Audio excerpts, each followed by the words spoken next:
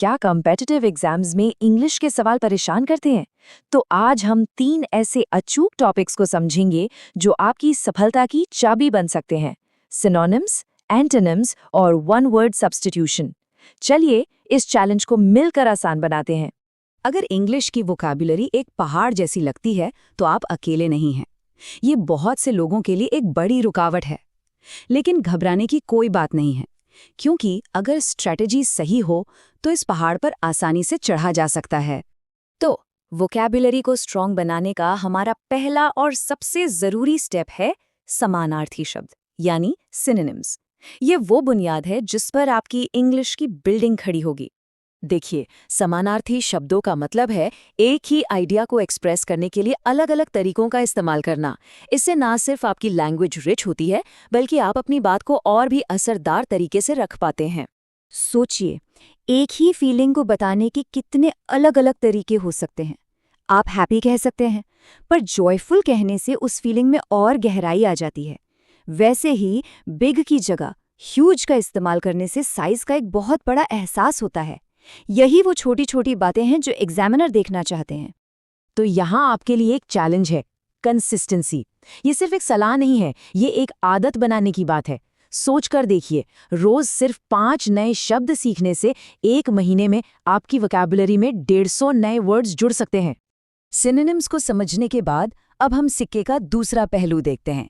हमारा दूसरा powerful tool है विलोन शब्द, यानी एंटोनिम्स। ये न सिर्फ आपकी वर्ड नॉलेज को बढ़ाता है, बल्कि आपके सोचने के तरीके को भी शार्प करता है।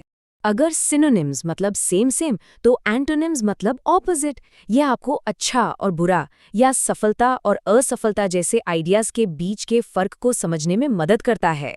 यहाँ हर पेयर एक ऑपोजिट आइडिया दिखा रहा है। खुशी और दुख, सफलता और असफलता, इन पेयर्स को एक साथ याद रखने की कोशिश करें। इससे ये दिमाग में बेहतर तरीके से बैठ जाते हैं और एग्जाम के प्रेशर में भी याद रहते हैं।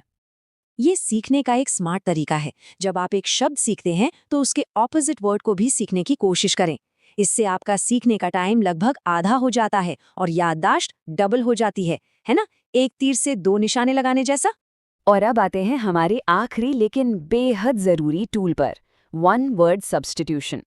क्या आप अपनी भाषा को छोटा और पावरफुल बनाना चाहते हैं? तो ये आपके लिए ही है। इसका सीधा मतलब है कम शब्दों में ज्यादा कहना। सोचिए, एक लंबे सेंटेंस की जगह सिर्फ एक शब्द का इस्तेमाल करना कितना इफेक्टिव हो सकता है। ये न सिर्फ एग्जाम्स में टाइम बचाता है, बल्कि आपके कम्युनिकेशन को भी शार्प और क्लियर बनाता है। वन हु लव्स बुक्स कहने के बजाय आप बस बिब्लियोफाइल कह सकते हैं। कितना सटीक और इम्प्रेसिव है ये दिखाता है कि आपके पास सब्जेक्ट की गहरी समझ है और आप लैंग्वेज का अच्छे से इस्तेमाल कर सकते हैं। तो इस सेक्शन को हल्के में बिल्कुल मत लेना। इसमें मास्टरी करने से दूसरों पर एक बड़ी बढ़त मिल सकती है। ये आपके स्कोर को काफ़ी बूस्ट कर सकता है, इसलिए इस पर स्पेशल फोकस करें। चलिए, अब जब हमने थ्योरी सीख ली है तो उसे टेस्ट करने का टाइम आ गया है। कुछ प्रैक्टिस क्वेश्चंस के साथ अपनी अंडरस्टैंडिंग को परखते हैं। देखते हैं कितना सीखा।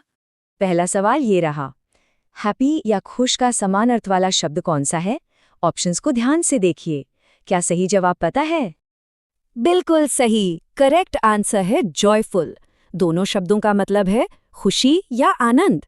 अगर आपने यह सही किया है तो बहुत बढ़िया। अगला सवाल एंटोनिम्स पर है।